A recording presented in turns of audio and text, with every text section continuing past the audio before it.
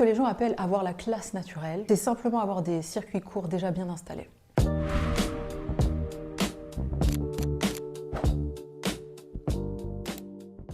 Est-ce que l'élégance s'apprend ou est-ce inné? On aime parler du don comme si c'était un talent. On va regarder une femme traverser avec grâce un salon et on va dire « Waouh, elle a ça dans le sang ». Mais est-ce qu'elle a vraiment ça dans le sang? Et si cette idée d'élégance innée n'était pas de la paresse?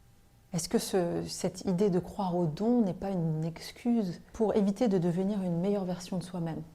Ou éviter d'être déçu si jamais on échoue? Le philosophe Nietzsche pensait à peu près la même chose concernant le don. Il disait qu'on préférait croire au génie ou au don naturel parce que c'était rassurant. Parce que si on y réfléchit bien, si on pense que l'élégance est un don et qu'on ne l'a pas, dans ce cas-là, ce n'est pas vraiment notre faute. L'élégance est un artisanat. C'est une vraie discipline, c'est quelque chose qui se travaille. C'est une suite de micro-décisions. La tenue de son dos, la gestion du silence, nos gestes au quotidien. Et ces micro-décisions, à force d'être répétées, deviennent invisibles, comme absorbées, dirais-je plutôt.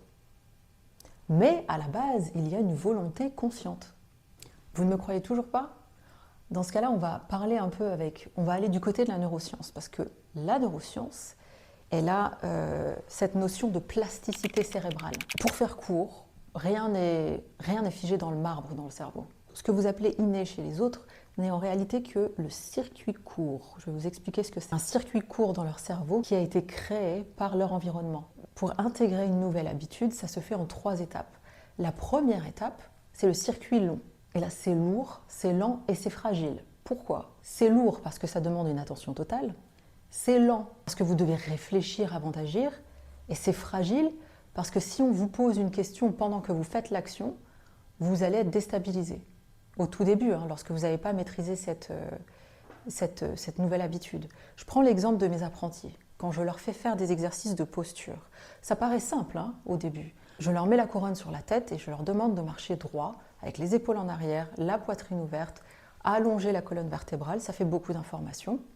Mais au début, lorsqu'elles ne maîtrisent pas cette posture correctement, elles vont avoir cet air un peu figé, très figé, un peu robotique. Et c'est normal, c'est parce que c'est lourd, c'est lent et c'est fragile. Et lorsque je leur donne les instructions pendant qu'elles sont en train de marcher, je leur dis attention, le menton parallèle au sol, attention, les épaules en arrière mais bien relâchées, attention, la poitrine est ouverte. Là, ça fait beaucoup d'informations et forcément, c'est fragile. Ce circuit long, comme son nom l'indique, c'est une longue étape. Ensuite, on a la deuxième étape qui est la consolidation. Et la consolidation, j'ai 2 mots pour vous pour cette phase-là, c'est répétition et sommeil. C'est le fait de répéter l'action qui va l'ancrer. Et le sommeil, c'est ce qui va le permettre en fait au cerveau de vraiment intégrer. Je vais vous expliquer pourquoi. Le cerveau est un peu paresseux. Enfin, le cerveau, il est comparable à ce collègue, vous savez, paresseux mais très intelligent. C'est-à-dire qu'il va trouver le moyen de faire ses tâches le plus efficacement et rapidement possible pour en faire le moins possible. On a tous eu ce collègue-là. Et donc, qu'est-ce qui va se passer? Vous allez, par exemple, faire des exercices pour améliorer votre articulation et faire des virelangues. Vous allez en faire 1 jour, 2 jours, 3 jours, 5 jours, 10 jours. Et votre cerveau, tous les soirs, il traite les informations que vous avez vues toute la journée. Et au bout d'un moment, il va dire, mais j'ai déjà traité ce dossier, elle m'énerve, j'ai plus envie de la voir.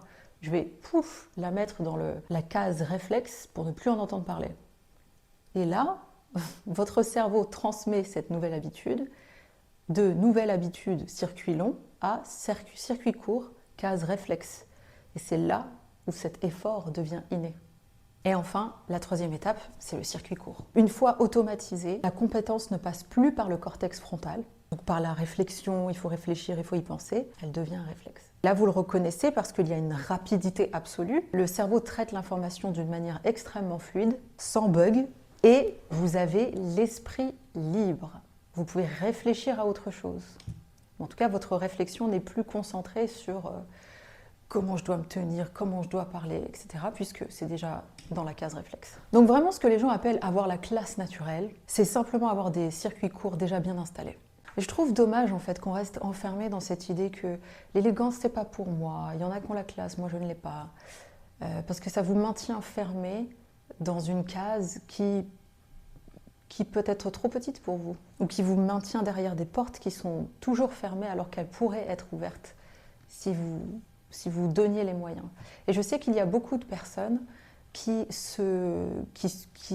essayent et qui se découragent à l'étape 1, c'est-à-dire le circuit long, parce qu'il y a les efforts, et c'est décourageant, ça peut être décourageant, et qu'on veut, en plus, on est tellement habitué à ce qu'on nous délivre des choses rapidement, avec du rendement, et que ce soit efficace tout de suite, qu'on ne se donne pas le temps d'ancrer ses efforts. Alors que la seule chose qui nous suffirait, c'est de continuer, d'avoir de la constance, de se discipliner dans la répétition et de faire un bon gros dodo le soir.